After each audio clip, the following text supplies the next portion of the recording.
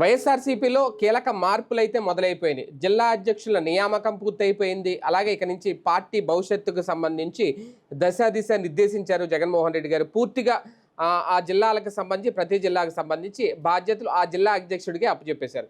అక్కడ ఎలా ముందుకు వెళ్ళాలి, పార్టీకి సంబంధించి ఎలా నిర్ణయాలు తీసుకోవాలి, అలాగే నియోజకవర్గ స్థాయిలో కూడా ఎలా డెవలప్ చేయాలి పార్టీని, ఇదంతా కూడా ప్రధానంగా ఇందులో కీలకమైన అంశాలు నిన్న మాట్లాడిన దాంట్లో ఒకటి, జూన్ తర్వాత నుంచి మొత్తం కొన్ని కీలకమైన కార్యక్రమాలు అయితే మొదలు పెట్టబోతున్నారు. ఇందులో భాగంగా అంటే 12 నెలలు అప్పటికే ఏడాది అవుతుంది కాబట్టి అధికారంలోకి వచ్చి కూటమి ప్రభుత్వం ఇప్పటికే వ్యతిరేకత ఉంది ఈ ఏడాదిలోనే భారీగా ప్రజల నుంచి అనేది బలంగా నమ్ముతున్నారు. అదే నేపథ్యంలో అక్టోబర్లోగా బూత్ లెవెల్ కమిటీలన్నీ కూడా పూర్తిగా ఏర్పాటు చేసేయాలి అనేది గ్రౌండ్ లెవెల్లో మొత్తం పార్టీని బలోపేతం చేసే దిశగా ఇక ఈ జిల్లా అధ్యక్షులు ఎవరైతే ఉన్నారో వాళ్ళే అన్ని ఏర్పాట్లు చేసుకోవాలి, అన్ని బాధ్యతలు తీసుకోవాలి అనేది ఇదే అంశం మీద చర్చించే ప్రయత్నం చేద్దాం. సార్, ఒక రకంగా అంటే మొన్నటి వరకు హనీమూన్ పీరియడ్ 6 months అనుకున్నాం. ఇప్పుడు జూన్ తర్వాత అంటే 12 నెలల తర్వాత ఇంకా కథన రంగంలోకి దిగబోతున్నారా? అదేనా నిన్న ఇచ్చిన ప్రధాన సంకేతం? ఒకసారి మనం మొన్న రాధాకృష్ణ గారి వీకెండ్ పలుకులు ఉంటాయి కదా, వారాంత పలుకులేదు, ఆర్కే పలుకులు, ఆ పలుకులు ఒకసారి వింటే ఆయన బాధ అందులో కనబడింది. గతంలో చంద్రబాబు గారు దారుణమైనటువంటి ఓటమి పాలైన వాళ్ళు ఎవరైనా సరే వెనకాడతారు.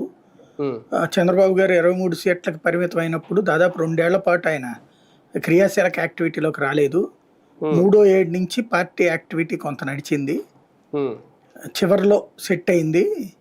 అదే జగన్మోహన్ రెడ్డి వచ్చేటప్పటికి 3 నెలలు తిరిగేటప్పటికి మీదకి వచ్చేసాడు. అది చూసి తెలుగుదేశం నాయకులే కంగారు పడుతున్నారు, ఇతను ఎట్లా కట్టడి చేయడం అని అన్నట్టు. అంటే దాన్ని బట్టి అర్థం చేసుకోవచ్చు. ఇక్కడ ప్రతిపక్ష పాత్రలో వాస్తవంగా చెప్పాలంటే 14-19లో జగన్మోహన్ రెడ్డి పెద్ద ప్రతిపక్ష పాత్ర లేదు.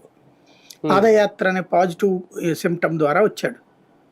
బట్ ఈ ట్రిప్ మాత్రం ప్రతిపక్ష పాత్ర చాలా బలంగా పోషిస్తున్నాడు. వాస్తవంగా 19-24 మధ్యలో తెలుగుదేశం పార్టీ ప్రతిపక్ష పాత్ర లాస్ట్ 2 years జరిగింది. ఆ 2 yearsలో కూడా ఓ రకంగా చెప్పాలంటే లాస్ట్ ఇయర్ ఈ పవన్ కళ్యాణ్ కలవడము వీటి ద్వారా, అంతకుముందు ప్రతిపక్ష పాత్రలో సక్సెస్ అయినోడు పవన్ కళ్యాణ్. ఆ తర్వాత తెలుగుదేశం ఆ లెగసీని స్వాధీనం చేసుకుంది అనమాట. తద్వారా సాధ్యమైంది. ఇక్కడ వచ్చేటప్పటికి ప్రతిపక్ష పాత్ర కాంగ్రెస్కి లేదు, కమ్యూనిస్టులకి లేదు, ఎవరి వల్ల కావట్లేదు. పూర్తిగా ప్రతిపక్ష పాత్రని పర్ఫెక్ట్గా పోషించుకురావడం బిగిన్ అయిపోయింది వైసీపీ. కాకపోతే అసెంబ్లీ లోపల కాదు, అసెంబ్లీ బయట. అసెంబ్లీ లోపల ఒక చోటే వెళుతుంది, మిగతా చోట్ల యాక్టివిటీ ఆల్రెడీ బిగిన్ చేసింది, ఎక్కడికక్కడ యాక్టివిటీ నడుస్తుంది. కాకపోతే ఇది ఫ్లేర్ అప్ చేయడం ముఖ్యం, అంటే వేడి పుట్టించడం. ఇప్పుడు వైసీపీని భయపెట్టేందుకు అధికార యంత్రాంగాలందరినీ వాడుతున్నారు.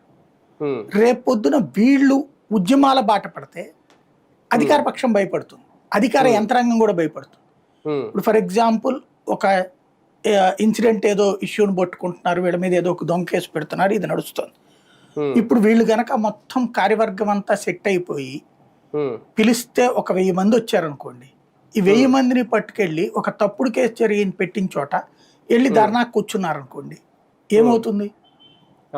ఫస్ట్ అధికారి కంగారు పడతాడు, ఎందుకు వచ్చిన పెంట మనకి. 1000 మందితో రేపు పొద్దున వరుస పెట్టి ఒక 500 మందితో కంప్లైంట్ పెట్టించారనుకోండి కోర్టులో, ఏమవుతుంది? అంటే ప్రైవేట్ కేసులు వేసారనుకోండి 100 మందితో, ఏమవుతుంది? ప్రైవేట్ కేసులు వేస్తే అధికారులు గిలగిలాడతారు. కాబట్టి ఒక సంస్థాగత నిర్మాణము ప్లస్ పోరాట పటిమ ముఖ్యం. ఈ పోరాట పటిమకు వ్యూహాలు అనేటటువంటిది రోజుల వారీగా ఉంటాయి. అందులో ఎవరి దమ్మెంతో కూడా తెలుస్తుంది. జిల్లా అధ్యక్ష స్థానాలనే తీసుకుని ఉత్సవ విగ్రహాల్లో కూర్చోవడం కాదు, ప్రతి అసెంబ్లీ నియోజకవర్గ పరిధిలో ఉన్నటువంటి ఇన్ఛార్జీలను కలుపుకుపోవాలి. పిలిస్తే ప్రతి అసెంబ్లీ నియోజకవర్గంలో 1000 మంది రావాలి.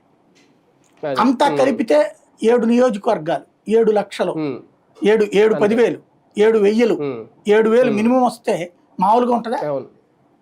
భారీ సభల సంగతి వదిలేయండి, 7,000 మంది ఒక చోటకి గ్యాదర్ అయితే ఏ స్థాయిలో ఉంటది? అది ఇక్కడ చేసి చూపించాల్సినటువంటిది. ధోనిలా తయారవ్వాలని. అది ధోనిలాగా అంటే ఈ మధ్యన ధోని బలహీన పడ్డాడు. ఇప్పుడు సూర్యవంశీని అడగాలన్నమాట, వచ్చిన బంతి నల్ల పట్టుకుని బాధాలనేటిది. ఆ వైభవ్ సూర్యవంశీ అనే ఒక కుర్రోడు మన ప్రతి ఒక్కరు ఒక సూపర్ బ్యాట్స్మెన్ అంతే అంతే, తప్పదు. ఎందుకంటే ఇప్పుడు ఒకటేంటంటే రాజకీయాల్లో ఒకటే గుర్తుపెట్టుకోవాలి, పరిగెడుతున్నంతసేపు పరిగెత్తిస్తారు, నిలబడ్డప్పుడు అవతలోడు తడబడతాడు, కలబడ్డప్పుడు అవతలోడు భయపడతాడు, పోరాడినప్పుడు అవతలోడు వణుకుతాడు. ప్రస్తుతానికి ఆ వ్యవహారం ఇంకా వైసీపీకి రాలా, కానీ ఒకటి అనుభవం నేర్పాలి. మొన్నటి వరకు అందరూ ధోనీలో, వాస్తవానికి వైసీపీలో మొన్న అధికారంలోకి వచ్చారంటే ఆ ధోనీలో ఆ తరహా బ్యాటింగ్ చేశారు కాబట్టి వచ్చారు. కానీ ఈ మధ్య ఈ 1 yearలో ఇప్పుడు జరిగిన ఈ పరిణామాలు లేదంటే అరెస్టులు ఇవన్నీ చూస్తే ఆ బ్యాట్స్మెన్లు అందరూ వెనకబడిపోయారా? వాళ్ళందరిలో ఉత్సాహం తీసుకురావడం, ఇలా మీటింగ్లు పెట్టి అధ్యక్షులు నియమించినంత మాత్రాన అంటే చాలా మంది సీనియర్లు ఇప్పుడు సైడ్ అయిపోయారు, సైలెంట్ అయిపోయారు కూడా, మళ్ళీ ఆ జోష్ వస్తుందా? అంటే ఇక్కడ 19 ముందు ఎవడు ధోని కాదు, అంత పోరాటాలు చేసిన వాళ్ళు ఎవరున్నారు 19 ముందు చెప్పండి? జగన్ ఒక్కడే ధోనియా? జగనే పాదయాత్ర చేస్తూ వీళ్ళందరినీ కలుపుకుని వెళ్ళాడు. అంత పెద్ద భారీ పోరాటాలు ఎవరు చేశారు? కాంగ్రెస్ మీద చేసిన వాళ్ళు ఉన్నారు, అంబటి రాంబాబు లాంటి వాళ్ళు, లేకపోతే కనుక ఇట్లాంటి వాళ్ళు కొంతమంది ఉన్నారు. కానీ అప్పట్లో ధర్మాన గాని బొత్స గాని పిల్లి సుభాష్ వాళ్ళందరూ కాంగ్రెస్ లోనే కదా ఉంది అప్పుడు. తర్వాత ఇటు వచ్చారు, వాళ్ళు ఏం పోరాటాలు ఏం చేయలేదు కదా. జగన్ ఏం పోరాటాలు చేశారని? వాళ్ళు జస్ట్ వీళ్ళు అడిగినప్పుడు తోడు నిలబడ్డారు అంతే. అంతే అంతే. పోరాటాలు ఏం సాధించారని వాళ్ళు అక్కడ? వాళ్ళందరూ కాంగ్రెస్ లోనే ఉన్నారు, ధర్మాన బొత్స వీళ్ళందరూ కూడా. జగన్ ఎప్పుడు ఇక 2014 తర్వాతన కాంగ్రెస్ ఇక మళ్ళీ జీవితంలో రాదని గ్రహించాక వాళ్ళు ఇటుకు వచ్చారు. అందుకే కదా ధర్మాన కృష్ణదాస్కి అవకాశం ఇచ్చాడు, కానీ ధర్మాన ప్రసాద్ ముందు పక్కన పెట్టింది ఆయన. వాళ్ళు ఏం పోరాడలేదు, వాళ్ళు రకంగా చెప్పాలంటే మధ్యవర్తిత్వం చేసుకుని పదవులు తీసుకున్నారు, ఇప్పటికి అనుభవిస్తున్నారు అక్కడ. ఆ తరహా వేరు. ఇప్పుడు ఈ 2019-24 మధ్యలో పోనీ ఎవరున్నారు ధోని? నోటి దోలగాళ్ళు కొంతమంది తప్పించి సరిగ్గా కష్టపడి పనిచేసినటువంటి వాళ్ళు ఎవరున్నారు అక్కడ? అది కదా సమస్య అయింది జగన్కి. సంస్థాగత నిర్మాణ వైఫల్యం ఇప్పటిదాకా కనిపించింది, ఇప్పుడు ఆ నిర్మాణ వైఫల్యాన్ని సరి చేసుకునే పనిలో ఉన్నాడు. తెలుగుదేశం పార్టీకి మూలం సంస్థాగత నిర్మాణం, తెలుగుదేశం పార్టీకి మూలం కాంగ్రెస్ పార్టీ సంస్థాగత నిర్మాణం. కాంగ్రెస్ సంస్థాగత నిర్మాణం వైఫల్యం, తెలుగుదేశం పార్టీకి బలం. ఓ రకంగా తెలంగాణలో మళ్ళీ సంస్థాగత నిర్మాణం వైపు ట్రై చేస్తున్నాడు రేవంత్ రెడ్డి, ఇంకా వర్కౌట్ కాల. కానీ కాంగ్రెస్ దగ్గర నేర్చుకున్నటువంటి తెలుగుదేశం సంస్థాగత నిర్మాణాన్ని పూర్తి చేసుకొచ్చింది తెలుగుదేశం, అందువలన సక్సెస్ అయింది. ఇప్పుడు ఆ సంస్థాగత నిర్మాణాన్ని వైసీపీ కాపీ కొడుతోంది. మొత్తం మీద ఒక సిస్టంలోకి తీసుకొచ్చుకునే ప్రయత్నం చేస్తున్నారు, అది మంచి పరిణామమే. కానీ నాయకత్వ ప్రతిభ కనపరుచుకునే అవకాశం ఇప్పుడు ఇచ్చారా జగన్మోహన్ రెడ్డి గారు కాస్తంత లేటుగా? ఆయన ఎవరినన్నా వద్దన్నాడా? ఉద్యమాలు చేయొద్దన్నాడా?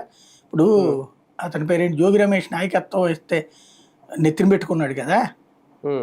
ఎవరైనా నాయకత్వం వహిస్తే నెత్తిన పెట్టుకుంటారు, నువ్వు వహించకపోతే జస్ట్ ర్యాపో మెయింటైన్ చేసుకుని రికమెండేషన్లతో పదవులు పొందడానికి ప్రయత్నించిన వాళ్ళు ఎక్కువ మంది ఉన్నారు అక్కడ. అంటే సార్ ఒకటి నా డౌట్ ఏంటంటే, ఇప్పటి వరకు మన అధికారంలో ఉన్న అంతకుముందు అయినా సరే వైసీపీలో కొన్ని గీతలు ఉంటాయి, ఆ గీత దాటి ఎవరు ఉండడానికి వీలు లేదు, అందుకే చాలా మంది చేయాలనుకున్నా చేయలేరు. ఎవరో ఒక ఆయన ధర్మవరం ఎమ్మెల్యే ఆయన కేతిరెడ్డి లాంటి వాళ్ళు తప్ప మిగిలిన వాళ్ళు ఎవరో చేయలేరు జగన్ దాటి అనేది. ఇప్పుడు ఆ గీతలన్నీ చెరిపేసి వాళ్ళకి ఇప్పుడు ఒక ఫ్రీ హ్యాండ్ ఇప్పుడు ఇచ్చారా నేను అడిగేది? అది పచ్చి అబద్ధం. ఆయన ఏ గీత గీల, అసలు ఏ గీత లేని పార్టీ వైసీపీ. తెలుగుదేశానికి ఆ గీత ఉంటుంది, ఎవరన్నా ఎక్కువ పబ్లిసిటీ అవుతుంటేనో ఎక్కువ మాట్లాడుతుంటేనో వాళ్ళకి మెసేజ్ పెట్టి మీరే తగ్గించండి కొంచెం అని చెప్పడము, లేకపోతే ఇంతకు మించి ఎక్కువ చేయబాకండి అని చెప్పడం, ఇట్లాంటిది. వైసీపీలో విచ్చలవిడి స్వేచ్ఛ ఉంటుంది. కేతిరెడ్డి ఏమన్నా జగన్ పర్మిషన్ తీసుకుని చేశాడా? లేకపోతే కోటరెడ్డి ఏమన్నా జగన్ పర్మిషన్ తీసుకుని చేశాడు తన నియోజకవర్గంలో? ఇప్పటికి కూడా కోటరెడ్డి చేస్తానే ఉన్నాడు తెలుగుదేశంలో. చేస్తున్నప్పుడు అక్కడ ఏం చేస్తున్నారు, మిగతా వాళ్ళు ఏడుస్తున్నారు అతని మీద పడి.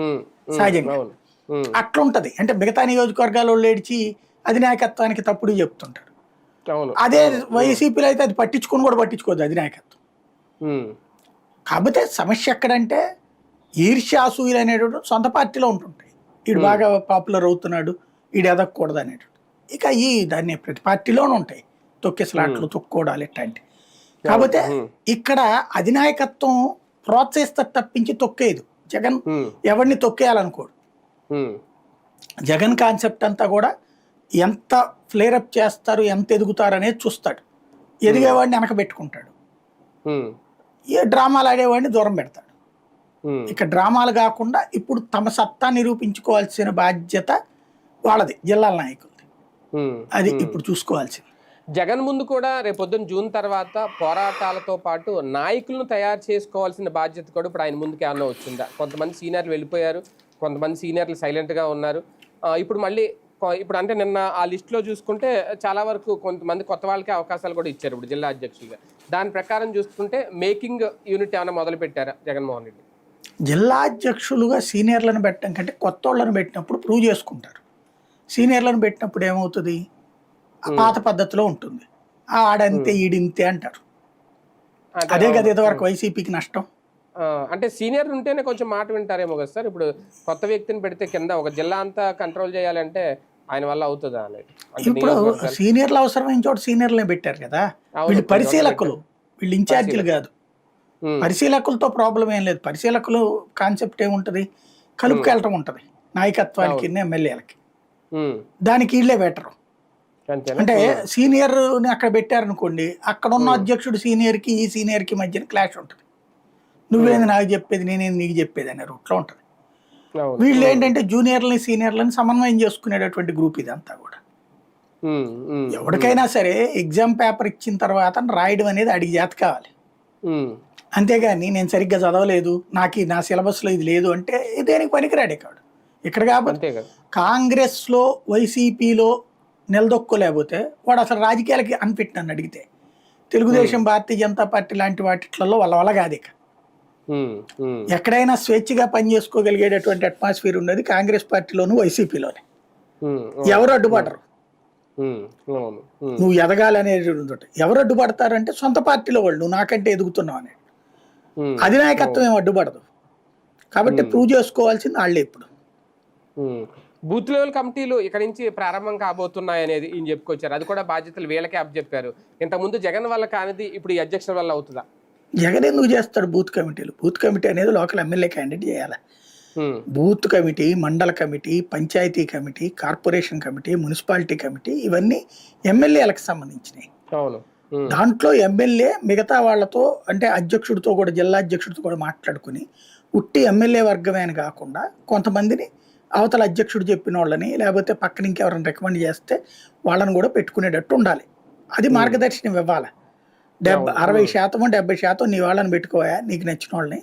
ఓ 10% పార్టీ అధినాయకత్వం చెప్తే పెట్టు. ఓ 20% ఇక్కడి నుంచి నీ జిల్లా అధ్యక్షుడు చెప్తే పెట్టు. ఓ 10% వచ్చేటప్పటికి ఇన్ఛార్జి అంటే మీ రీజనల్ ఇన్ఛార్జ్ ఉంటాడు కదా, ఆయన చెప్తే పెట్టు. వాళ్ళు ఏం చెప్పకపోతే నువ్వే పెట్టుకో. టోటల్గా ఇంత ఒక 50 మంది, 50 మందిలో 35 మంది నువ్వు చెప్పిన వాళ్ళే. 5 వీళ్ళు చెప్తే, 5 వాళ్ళు చెప్తే, 10 మంది వీళ్ళు చెప్తే, వాళ్ళు కనుక ఎవరు చెప్పకపోతే లేదా వాళ్ళతో మాట్లాడి నీకు నచ్చిన వాళ్ళే పెట్టించుకో. ఇది నీ చాయిస్ అని చెప్పి ఇవ్వాలి ఆప్షన్. అప్పుడు ప్రాబ్లం ఉండదు. అలా కాకుండా ఉన్నప్పుడే గ్రూపులు ఈ గోళ్ళు నడుస్తుంటాయి. ఒక రకంగా బూత్ లెవెల్ కమిటీలు వేసేస్తే పార్టీ బలోపేతం అవుతున్నట్టేనా? అంతే కదా. బూత్ లెవెల్ కమిటీ వేస్తే ఆటోమేటిక్ గా సంస్థాగత నిర్మాణం వస్తుంది. సంస్థాగత నిర్మాణంతో నేను అనుకోవడం బూత్ లెవెల్ కమిటీలు వేసిన తర్వాతనే ఇక పార్టీ సభ్యత్వ నమోదు కార్యక్రమానికి వెళ్తారు.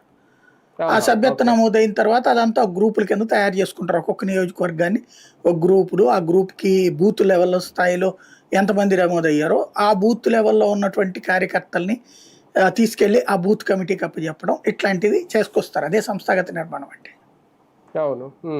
సభ్యత్వ నమోదు అనేది ఏమన్నా ఒక సవాల్గా మారుతుందా సార్? ఎందుకంటే ఇప్పటికే వీళ్ళు రికార్డులు సృష్టించేశారు. 1,30,00,000 ఎంతో అనుకుంటా కదా టీడీపీకి. ఇప్పుడు ఆ రికార్డులను బద్దలు కొట్టాలని లేదంటే ఒక సవాల్ ఏమన్నా అవుతుందా వైసీపీ? అదేం పెట్టుకోలేదు కదా వాళ్ళేమి. వాళ్ళకి ఎంతమంది వస్తారో చూడాలి. నేను అనుకోవడం 40-50 లక్షల మంది వస్తారేమో అనుకుంటున్నా. వీళ్ళు ఏంటంటే కోర్టు అంటే మొన్న కొంతమంది చెప్పారు కదా, మీకు ఇన్సూరెన్స్ వద్దని చెప్పేసి డబ్బులు కట్టమన్నారట. కట్టిన తర్వాత చూస్తే తెలుగుదేశం సభ్యత్వం ఇచ్చారట. అదేమంటే తెలుగుదేశం సభ్యత్వం ఉన్న వాళ్ళందరికీ ఇన్సూరెన్స్ వద్దని చెప్తున్నారట.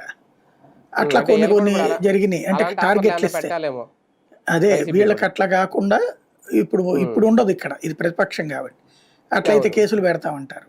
కాబట్టి అట్లా ఉండదు. కాబట్టి నేను అనుకోవడం అయితే 40-50 లక్షల మంది చేరతారు అనుకుంటున్నా. అంటే కార్యకర్తల నిధి అనేది వాళ్ళు పెట్టారు కదా అప్పుడు తెలుగుదేశం పార్టీ, అప్పుడే ఎక్కువ చేరినట్టున్నారు లోకేష్ గారు పెట్టారు. అలాగే వీళ్ళు కూడా ఏమన్నా పెడతారా కార్యకర్తల నిధి అనేది? కార్యకర్తలు అనేది ఒక సాధారణ పౌరులు మీరు నేను వెళ్ళి ఏదో రాజకీయ పార్టీలో సభ్యత్వం తీసుకోవాలని ఎప్పుడు అనుకో. సభ్యత్వం తీసుకోవాలనుకునేవాడు పార్టీ పిచ్చతో ఉండేటటువంటి వాడే తీసుకుంటాడు. ఈవెన్ సానుభూతి పనులు కూడా అందరూ తీసుకోరు. సభ్యత్వాలు తీసుకోవాలి అనేటటువంటిది వీళ్ళు దాన్ని ఏమంటారు డ్రైవ్ లాగా చేసుకొచ్చారు. దాంట్లో కొంతమందికి తెలియకుండానే సభ్యులు అయిపోయారు. వీళ్ళు కూడా తెలివిగా వాళ్ళకి తెలివి. ఇప్పుడు లేబర్లో వాళ్ళకి తెలియదు నీకు ఈ పథకాలు రావాలంటే ఇన్సూరెన్స్ కావాలంటే నీది నుంచో అని చెప్పి ఫోటో తీసి నువ్వు ఇట్లా 130 కడితే నీకు వస్తుంటే వాళ్ళు ఇచ్చేస్తారు. అదే కదా. తర్వాత చూస్తే తెలుగుదేశం సభ్యత్వం కార్డు ఇస్తే ఓ దీంతోనే వస్తా అనుకుంటారు వాళ్ళు. నువ్వు ఇది పట్టుకుని కార్పొరేటర్ దగ్గరికి వెళ్ళి నీకు వస్తుందని చెప్తారు వీళ్ళు. అది అవును, అట్లా నడుస్తుంటాయి కొన్ని. కానీ ఒకటి సార్, ఏడాదిలోపే ప్రభుత్వం మీద తీవ్ర వ్యతిరేకత వచ్చేసింది అనే ఆలోచనలో ఉంది. అది నిజంగా ఉందా, లేదంటే ఒక భ్రమలో ఏమన్నా వైసీపీ వెళ్తుంది అనుకోవాలా? మనం ఎందుకు చెప్పాలి, జనం చెప్పాలి దానికి. బేసిక్గా తీవ్ర ఏ ప్రతిపక్షమైనా సరే లేదు అసలు ప్రభుత్వం అద్భుతంగా పనిచేస్తుంది అనుకుని పనిచేస్తుందా? అంటే పథకాలు ఇవ్వకపోవడమో, సూపర్ 6 పూర్తి స్థాయిలో అమలు చేయకపోవడమే అంత వ్యతిరేకత వచ్చేస్తుందా అనేది నేను అనేది. చూడాలి, అదే మరి జనానికి అట్లాంటి ఫీలింగ్ ఉందా లేదా అనేది జనంలోకి వెళ్తే కదా తెలిసేది. బేసిక్గా జనాలకి లేదు పర్వాలేదు మా దగ్గరికి ఏ పథకాలు వద్దండి మేము వద్దనుకుంటున్నాం అంటారా? అదే కదా. అంటే అప్పుడు వ్యతిరేకత లేనట్టు. వీళ్ళు జూన్ నుంచి అంటున్నారు కాబట్టి అప్పటికి ఈ పథకాలన్నీ ఆల్రెడీ అమల్లోకి వచ్చేస్తాయేమో కదా. ఇంకా ఏమొస్తాయి అని ఇది తప్పించి తల్లికి వందనం తప్పించి తల్లికి వందనం ముందు మహిళలకు వచ్చే డబ్బులు రాకపోతే అతి పెద్ద మైనస్ కదా. మహిళలకు ఎదవరకు 3-4 పథకాలు వచ్చేది. చేయూత నేను, అదేది డ్వాక్రా రుణమాఫీ నేను, కాపు నేస్తామన్ను, బీసీ నేస్తామన్ను, ఈబీసీ నేస్తామన్ను, ఇట్లాంటి రకరకాల పథకాలు ఉన్నాయి. ఇప్పుడు ఏదో ఒక డబ్బులు వస్తూ ఉండేది. ప్రతి 2-3 నెలలకు ఒకసారి బల్క్ అమౌంట్ పడతానే ఉండేది. కొంతమందికి నెల పడ్డాయి పిల్లలు ఇట్లాగా ఉన్నటువంటిప్పుడు. ఇప్పుడు అట్లాంటిది ఏమీ లేదు. కొంత అసంతృప్తి ఉంటుంది కదా, దాన్ని ఎగదోసే ప్రయత్నం చేస్తుంది ప్రతిపక్షం కాబట్టి. అదే కదా, రైట్. చూద్దాం. మొత్తానికి జగన్మోహన్ రెడ్డి గారు అయితే అందరినీ ఒక ధోనిలా అయితే రెడీ అవ్వమంటున్నారు. రేపు జూన్ నుంచి ప్రారంభం కాబోతోంది. ఇంకా రంగంలో దిగిపోతుంది వైఎస్ఆర్సీపీ. ఎలాంటి ఉద్యమాలు చేస్తుంది, లేదంటే ప్రభుత్వం మీద వ్యతిరేకత తీసుకొచ్చేందుకు ఎలాంటి కార్యాచరణ రూపొందిస్తారు జిల్లా అధ్యక్షులు, ఇవన్నీ వేచి చూడాల్సిన అంశాలు.